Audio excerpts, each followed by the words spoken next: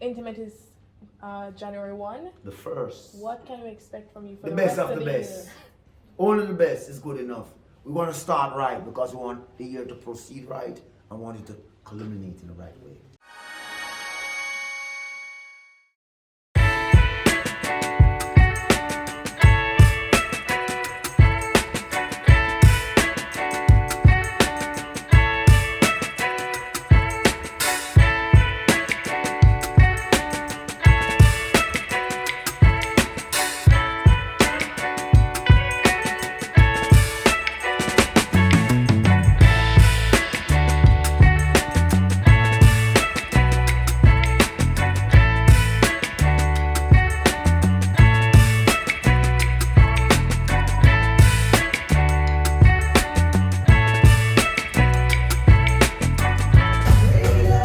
Superstars and all, big up to all the media people. Right about Gargamel. What are you missing?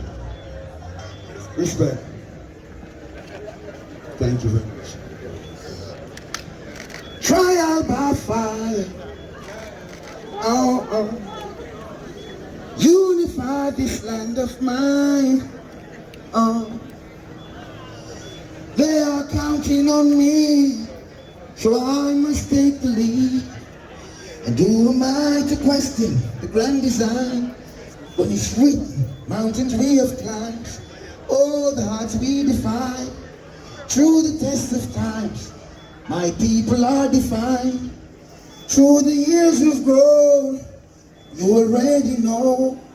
To unify this division, I must take control, yeah.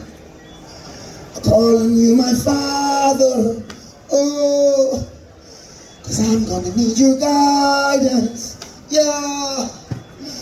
Protect me on my journey, if they should fall on me, give I the victory, trial by fire. All right. Buju, Yes. Intimate with Beres. This is Yes. your long-time collaborator. What is your favorite memory with him over the years? I've got so much memories. First of all, let me say thanks to the star for sitting down with this one-on-one, one-to-one. I've got so much memorable moments with Mr. Beres Hammond. It's kind of difficult for me to pinpoint one particular. Mr. Beres Hammond is a jovial individual who makes life easy, makes being around him easy. He's fun-loving, he's real, you know what I mean? And his music, put it aside, speaks volumes. I've met many entertainers, many musicians, but none like Mr. Hammond.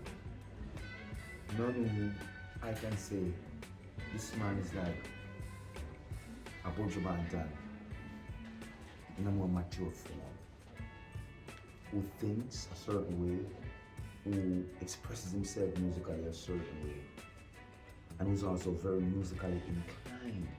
But Beres is not no ordinary Joe, remember that. And I always say that Jamaican is to understand and recognize before in God, because we have a tendency to recognize people upon their demise. But this great man, he has so much indelible impressions in my life that it's impossible for me to just isolate one. Okay, You know what I mean? Okay, so the last time we saw you guys on stage together was 2019 Sumfest.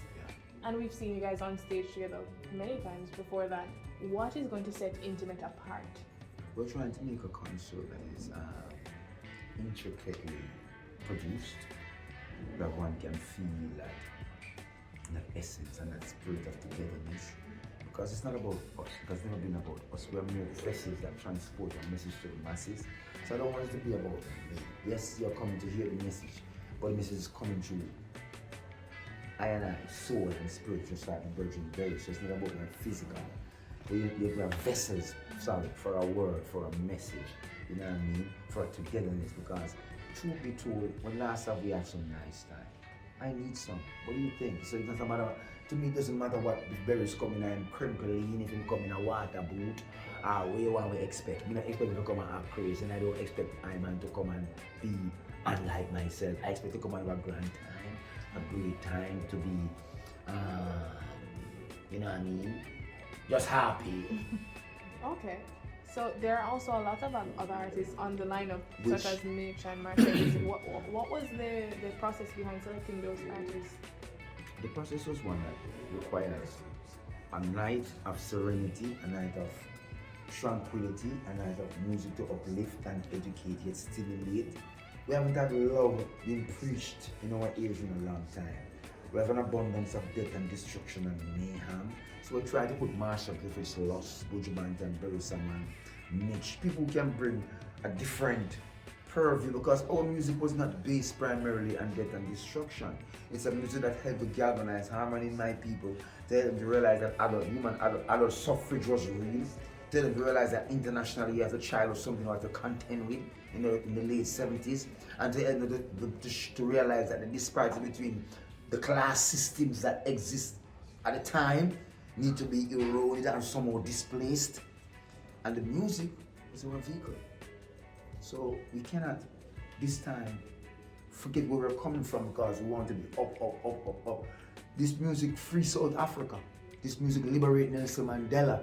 Free Angola. That's why we have a rhythm called the MPLA, which was the revolutionary armed struggle that was going on in Angola, between Angola and Mozambique in that time, where the Cubans were sent to South Africa to defend our freedom as black people. That's why we made the MPLA. The Chiang Kai-shek rhythm was when the General Chiang Kai-shek was chased from China and fled to Formosa, which is now called Taiwan. So our music was not just a willy-nilly stuff. It was politically rooted to educate our people about what the current affairs of the global community was. Not as divulged into drug taking and all kind of garbage. So this coming together of internet is to guide the people in an intimate way to who we are. Because if we don't, look at it this way. Ever so often, a generation comes about that don't realize what the generation before them fought for. I'm sure your parents told you that years ago, we didn't have so much cars in Jamaica. Years ago, someone had a phone in Jamaica in their house, they lock it with a lock and they act like they were the biggest of the biggest because they had a phone. Years ago, to watch cable in Jamaica, you were privileged. Years ago, to go to America. So all these things, we'll watch them. We'll watch the social strata fall down. But our people, the common people, do not realize how far we have come, and they are wasting the opportunity that presents itself for us to be a better race and better nation of people. What do you want me to say? Nothing more than you've said already. Thank you very much. Two final questions. You spoke a little earlier about your role that you play in mentorship, and we see one of your mentees sitting here with us. What exactly is the legacy that you want to leave behind? Legacy? I don't look on us up there, you know. I want to teach him what the elders them teach. Whatever they taught me, I want to pass it on to whoever I come around. I don't have no one person who I give more knowledge than the other. You know, I have a boys' home. I have two boys' home. One at Sunbeam and one at the Mount Olivet boys' home. And in totality, I have 100 boys. 100 boys. 100 man. Yeah? And my country is bent on killing out every young man over an independent opinion or a different way of doing things. But there's nobody thinking about how can we make this nation a better nation by being our brother's brother instead of being our brother's keeper, to keep them in their same position, but to elevate them to another one. Have you ever visited a boys' home or a girl's home? I commend you, because many haven't. And this is where we need to challenge our energies. We want a better Jamaica. It begins with us. Each and every one of us. The man on the street who's homeless, the woman on the street who's walking naked. Come out of your nice fancy car. Take something off and clatter her. She's your sister. She could have been your mom. But instead of this hard-hearted approach where we drive past because I don't know her or I don't know him and I'm aloof from the situation because it does not concern me, we've become animals. And you want to call me an animal? Okay. I don't think you're an animal, Buju. Okay. Intimate is January 1. The first. What can we expect from you for The the best rest of the year? best. Only the best is good enough. We want to start right because we want the year to proceed right and want it to culminate in the right way. So after you start right, what for the rest of the year? Watch it now. Alright, don't say a word.